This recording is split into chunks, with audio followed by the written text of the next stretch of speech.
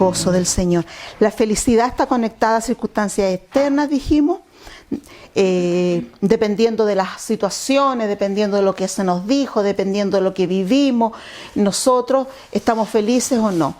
El enemigo no nos puede quitar el gozo, el enemigo no nos puede arrebatar nada, nos puede engañar, ¿ya? Pero, porque nosotros también se lo permitimos, porque estamos preparados, pero el gozo es algo que está en nosotros y se manifiesta, y debemos hacerlo crecer, debemos desarrollarlo. La paz y la justicia. Isaías 32:17 dice, y el efecto de la justicia será paz. El efecto, ¿se da cuenta? De la justicia será paz. Y la labor de la justicia, reposo y seguridad para siempre. Entonces, por eso es que lamentablemente el mundo, para llenar su vida, tiene que caer en vicio. Se tienen que volver trabajólicos, ¿cierto? Tienen el vicio del trabajo, se ponen objetivos, mujeres tras mujeres, hombres tras hombres, empiezan a tratar de llenar sus vidas a lo mejor con pura televisión, con puro juego, puras fiestas, baile, música. ¿Por qué? Porque sus vidas están vacías, porque están buscando formas de olvidar lo que hay en sus vidas, ese vacío, ese dolor, esa falta de paz. Pero cuando llegó Cristo a nuestras vidas, hubo un cambio. Ahora el Señor nos dice que lo que nosotros hemos experimentado, ese cambio que hemos experimentado, viene de Él, pero es solo una partecita chiquitita. Y Él tiene más para nosotros. Por eso estamos estudiando esto, para entender que hay más para nosotros. Hay mucho más. Si a ustedes le dijeran que en su casa, en una parte del piso debajo, hay una plata que es de ustedes y que está guardada, o sea, a usted no le va a importar romper el pedazo del piso y va a sacar ese dinero de ahí. Y obvio, si lo que tenemos para nosotros es nuestro, el Señor nos lo dio y tenemos que tomarlo. Entonces, en Lucas 15, en la parábola del hijo pródigo, nosotros tenemos, yo siempre he defendido a este hermano mayor, porque yo como que entiendo un poco, estaré tan corrompida, porque él estaba triste, porque él se habla del hermano mayor como que estaba envidioso, ¿cierto? Del hermano menor que fue y despilfarró todo. Toda su herencia él fue y la despilfarró y volvió convertido en mendigo, pero sí muy humilde y sometido. Él representa el verdadero arrepentimiento.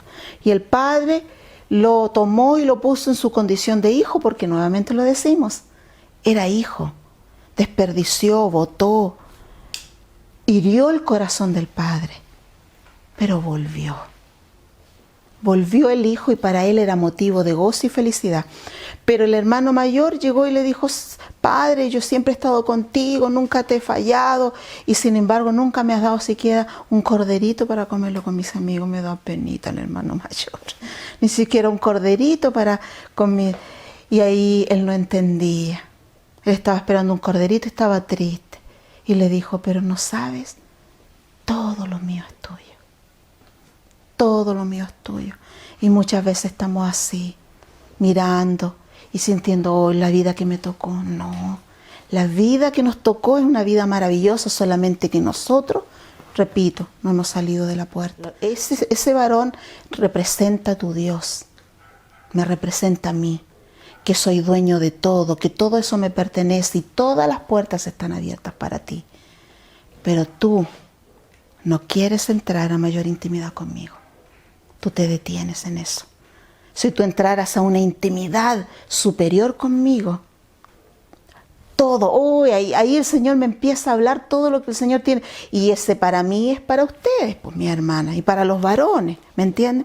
Este hermano mayor no tenía paz en su corazón, estaba triste porque se comparó con el hermano y sintió que por qué el papá a él no le daba si el hermano sí. Este hombre no tenía esa paz en su corazón. Él hacía muchas cosas, pero en realidad había algo que le faltaba, ¿cierto? El entender, porque si no él también se hubiese puesto. No digo que él se puso triste porque llegó el hermano, pero se puso triste porque el papá lo agasajó tanto. Pero eso quiere decir que al hermano le faltaba comprender. De repente, nosotros somos los hijos fieles del Señor. Somos los hijos fieles. ¿Y qué pasa? Que no hemos entendido la esencia del Evangelio, que es el amor de Dios. Y el amor que Dios le da a mi hermana Sandy, a mi hermana Marcela, a mi hermana Juanita, a cada una de ustedes, es el amor que también a mí me da. El amor que también me da. Por eso siempre estemos gozosos y agradecidos por el amor, por las bendiciones que tienen nuestros hermanos. Porque el Señor no escasea en nada. ¿Ya? Entonces el gozo es algo que está en nosotros. Tenemos que nutrirlo a través de la palabra. Y les invito a que ustedes siempre estén fijándose y meditando en Dios, en las grandezas de Dios, en la persona de Dios, cómo es Dios. Pónganse a analizar a Dios y les aseguro que van a terminar irrumpiendo en alabanza, en adoración al Señor. Porque uno no puede pensar en Dios sin enamorarse más de Él. Es imposible. Pero piense en Él, no se distraiga, deje el trabajo, los hijos, todos los problemas, piense en Él, cómo es Él, cómo Él ha sido con usted. No piense en aquello que le esté entristeciendo. Ya, les voy a dar versículos que tienen que ver con el gozo. Salmos 118, versículo 24. Seguimos con Salmos, capítulo 16, 11. 119, 111. 119, 14, el versículo 14. Capítulo 9, versículo 2. En Proverbios, capítulo 17, versículo 22. Segunda a los Corintios, capítulo 12, versículo 10. En el mismo libro, capítulo 6, versículo 10. Filipenses 4:4. Gálatas 5, versículos 22 al 23.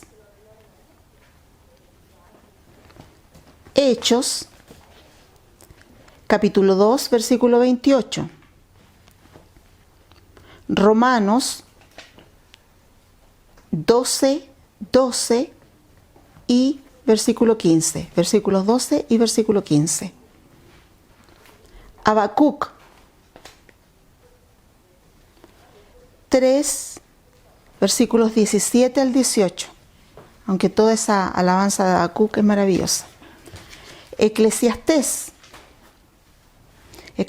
3, versículos 12 al 13.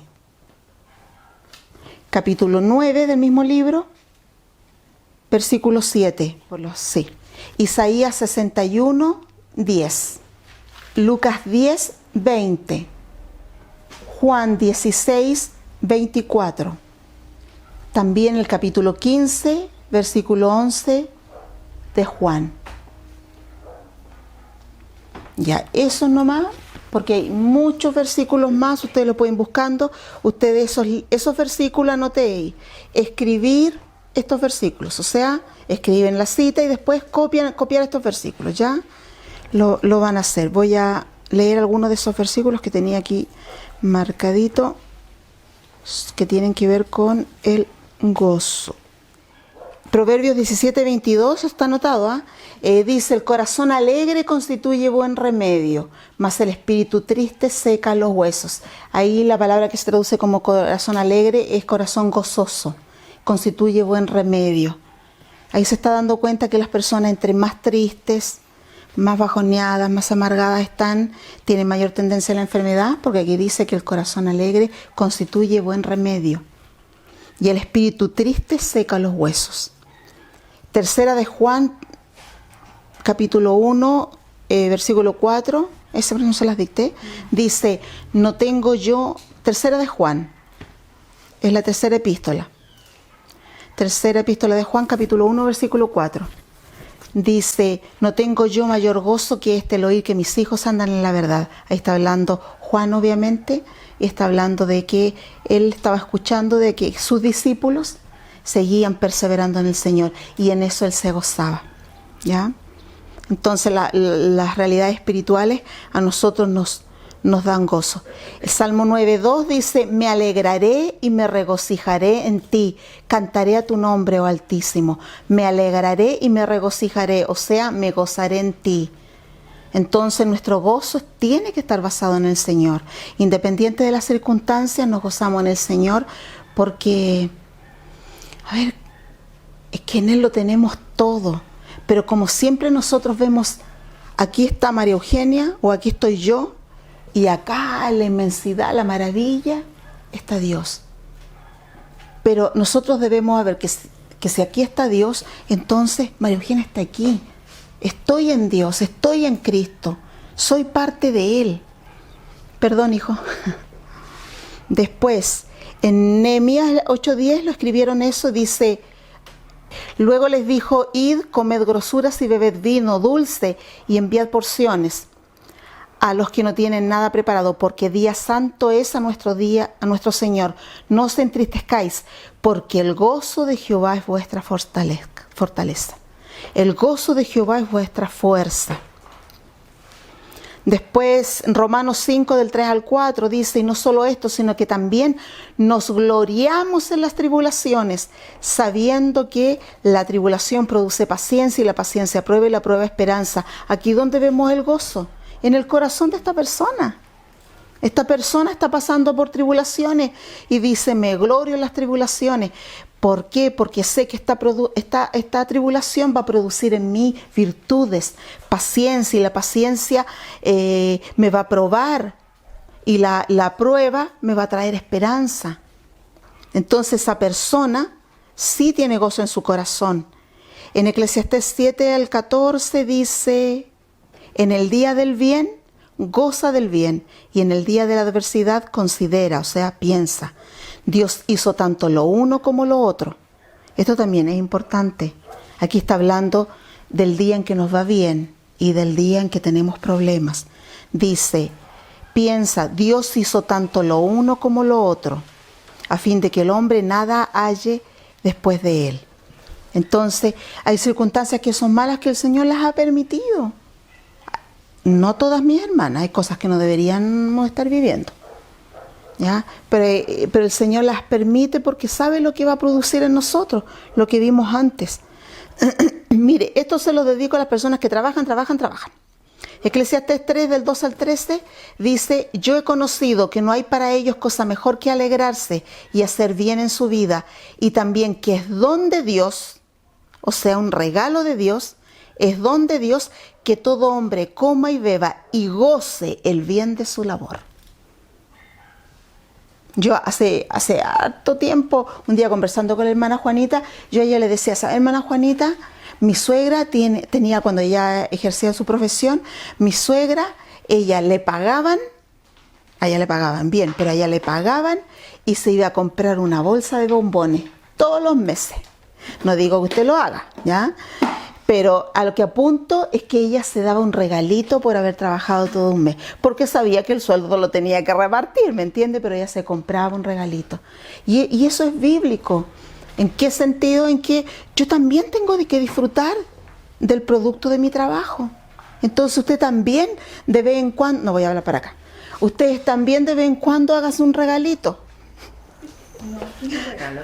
Allá, entonces para allá. De vez en cuando hagas un regalito. Porque esta hermana tiene muy aprendido el versículo. Ya está bien.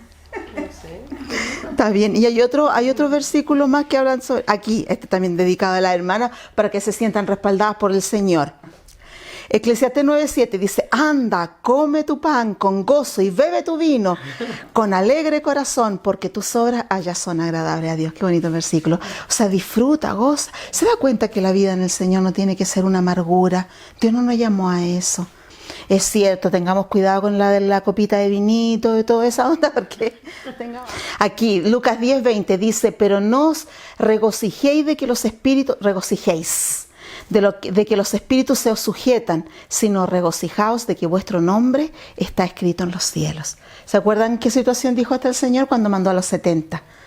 y los mandó y dijo, y sanen a los enfermos.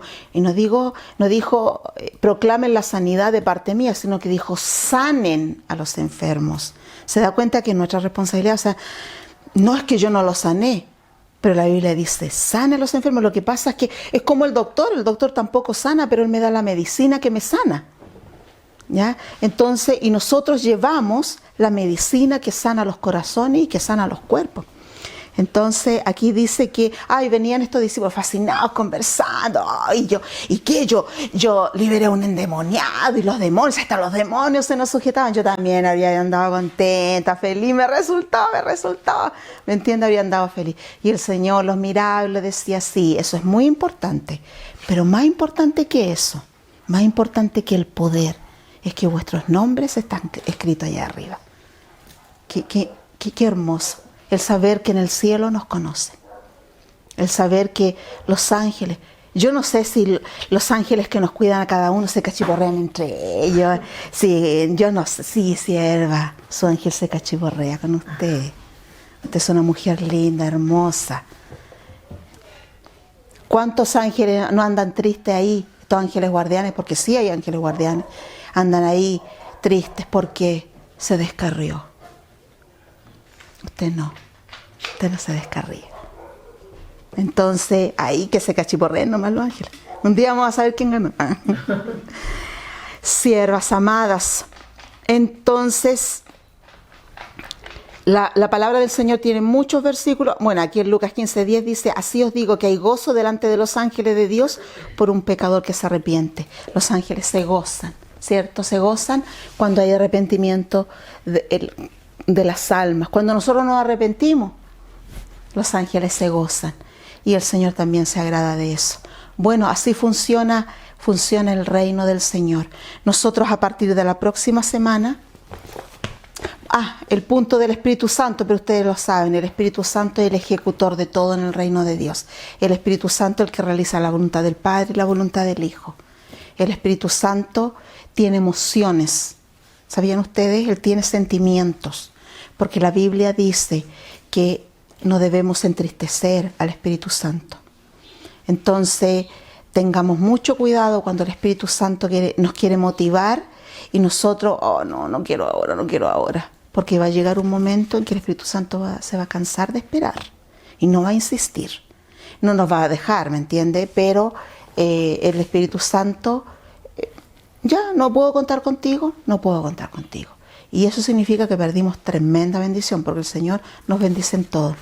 Entonces el Espíritu Santo es el que realiza todo, el que trabaja. Sin el Espíritu Santo no hay gobierno, porque Él es el que está aquí en la tierra. El Espíritu Santo es el que está aquí, entre comillas, si me permite la expresión, ensuciándose en medio de todo esto. No se ensucia, pero lo que quiero decir es que está en medio de la mugre. Es el Espíritu Santo.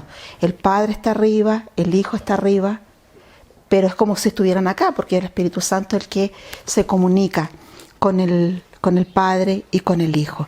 Entonces, nosotros tenemos que permitir que el Espíritu Santo se complazca en hacer la obra en nosotros y a través de nosotros.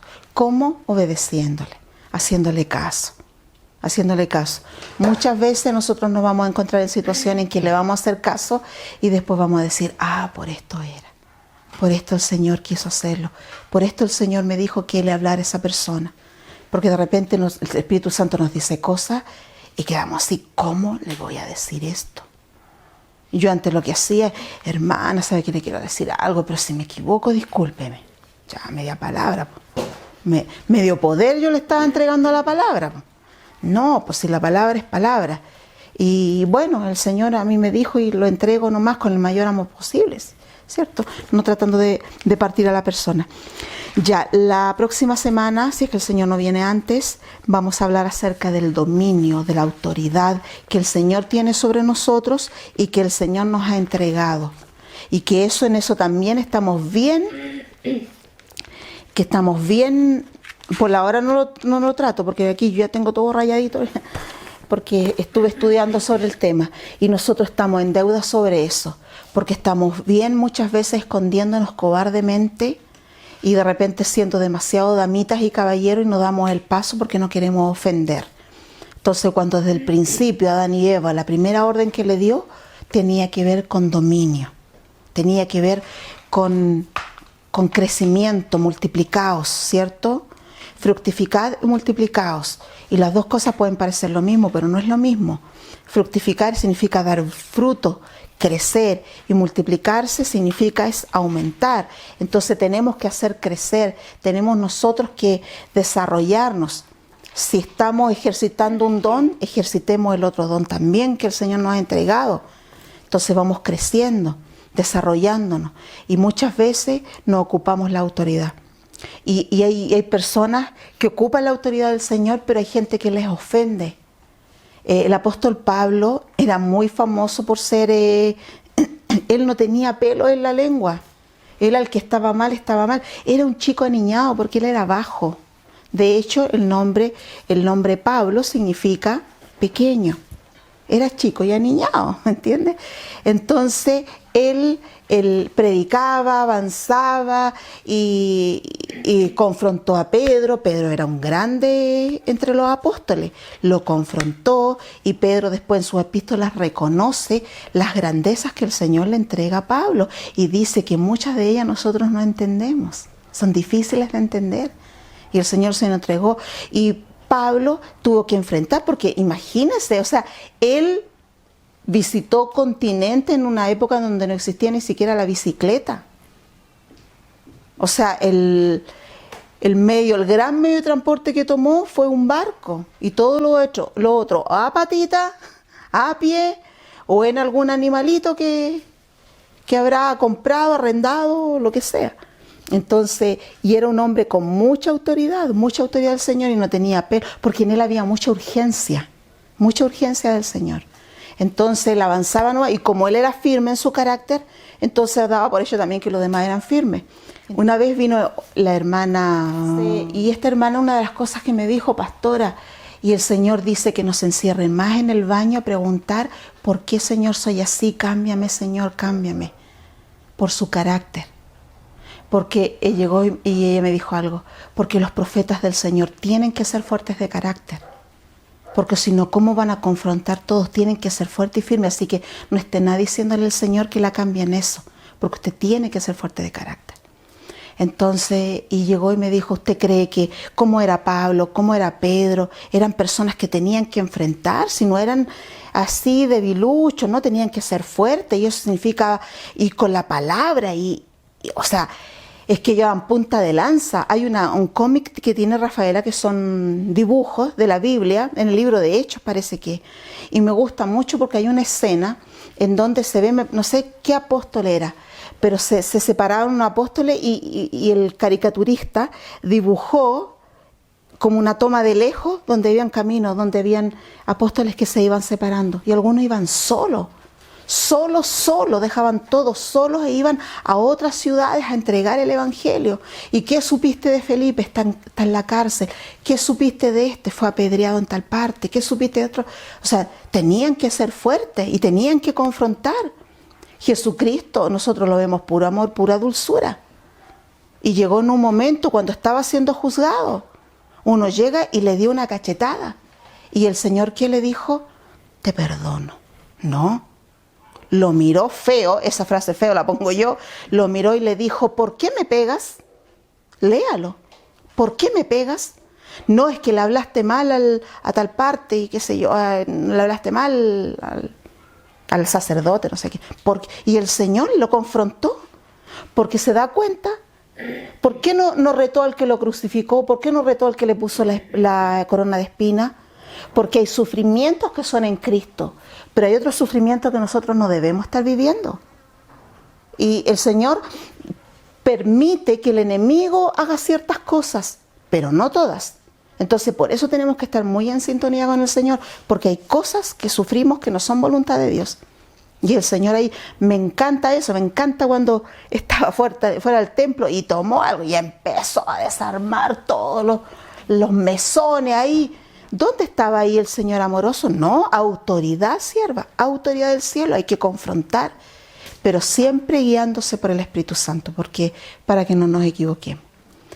Y si un día nos equivocamos, digámosle al Señor: no me quiero equivocar cuando sea usada por ti, pero si me voy a equivocar, que no sea destruyendo las almas. Porque ahí podemos utilizar un don en destrucción, porque vamos a estar mucho con el poder de Dios, ahí hay que tener cuidado. Entonces vamos a hablar a partir de la próxima semana sobre el gobierno, sobre la autoridad, sobre lo que nos manda el Señor, cómo el sometimiento, una palabra que está tan denostada en este tiempo, el sometimiento es de gran bendición al Señor. O sea, para nosotros, el someternos, y algo que no nos gusta. El someternos al Señor nos gusta, pero el someternos a personas no nos gusta. Y eso también trae bendición cuando esa es la voluntad de Dios. Amén.